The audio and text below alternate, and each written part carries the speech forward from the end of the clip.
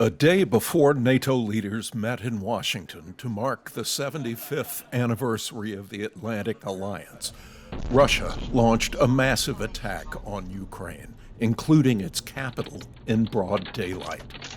Russian forces used medium-range missiles, the same type that Moscow has announced it plans to resume manufacturing, and which could be outfitted with nuclear warheads.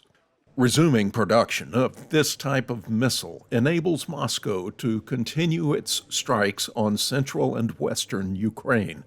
The announcement came as Russia said the United States was producing missile systems and shipping them to Denmark and the Philippines, while pushing for NATO expansion last year with the additions of Sweden and Finland. I think Russia would have done it regardless of the NATO enlargement. I think Russia is in need of these types of missiles also in Ukraine.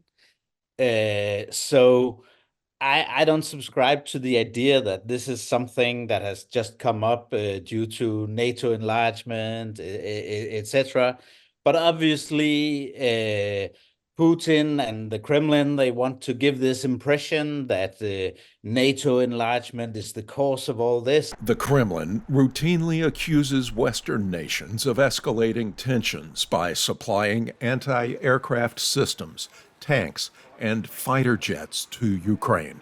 But some warn Moscow's latest threats to boost its missile capabilities should not be taken lightly. The threats that Putin is making about the use of nuclear weapons are not to be trivialized, right? These aren't something that any responsible observer or analyst of national security can set aside.